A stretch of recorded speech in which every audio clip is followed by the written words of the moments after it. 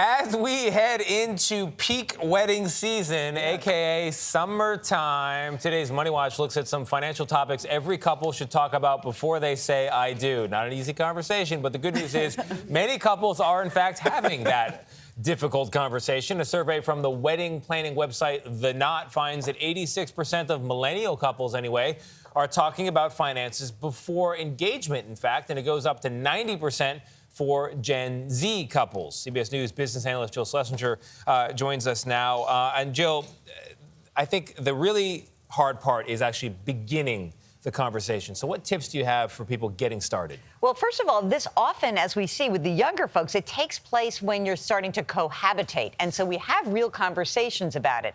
I want to remind everyone why it's so important. Number one, if something bad happens to your spouse, you kind of want to know, like, are we on the same page? And we have to get some things taken care of. But number two, if you're not talking about your money, there can be a weird power dynamic that develops among couples. So we want people to have conversations about their financial goals. Hey, what do you think is important in our lives?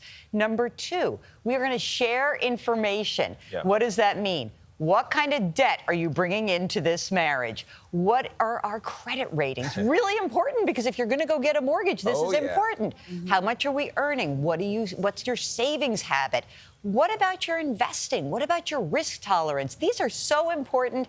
And of course, I wouldn't be me if I don't end a segment like this, or the first question, without saying wills, durable powers of attorney, and healthcare proxies. Well, Please, we got to get that done. Where do you stand on joint banking accounts? I've always thought, well, when I first got married, I thought everything was 50-50. I once won an office pool of $24. I came home and gave him $12.50. I'm not kidding, because I thought, we're married and we should share everything.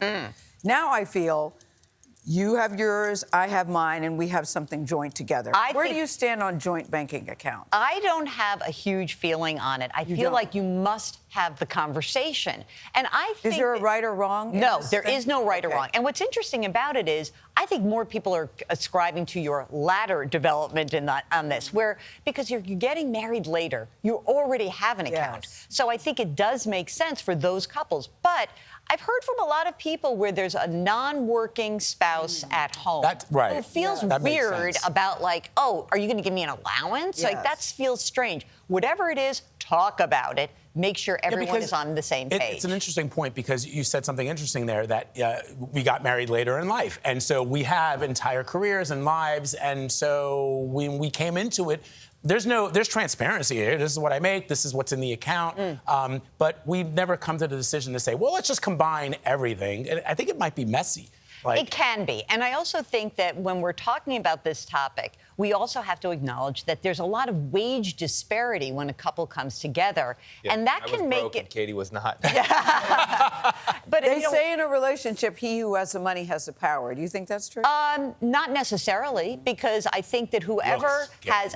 I think that what really has to happen is having conversations. Okay, we come to this later in life, or we're starting out. Who's managing the bill paying? Who's going to do that? Now, the reason why I think one person usually is responsible for that is that one person has a system that's pretty seamless. The other person often doesn't. But whatever your system is that you're choosing, talk about it. I have had couples who said, so-and-so, my husband had an accident. I don't even know how to pay the utility bill. So let's make sure everyone shares passwords, knows where the accounts are. So what's how do you the system? start this tough conversation? Because it's still so hard for many people. I think when you're talking about let's bring Katie in. Let's do a little couples therapy right now. I distinctly remember we were walking down the street and we just said our numbers. That's what you got to do. I think Mine that you were have very low, and I just gone. When you want to talk. Here's the reason we can end on this. The reason you should talk about this is because couples fight over money, and you can get divorced if you don't talk about it. Exactly. And for those people who are having real problems, you may want to bring in a third party, a financial advisor, to help you walk through this process, develop your game plan together. Good advice as always. Jill Schlesinger, great to have you. Thank you.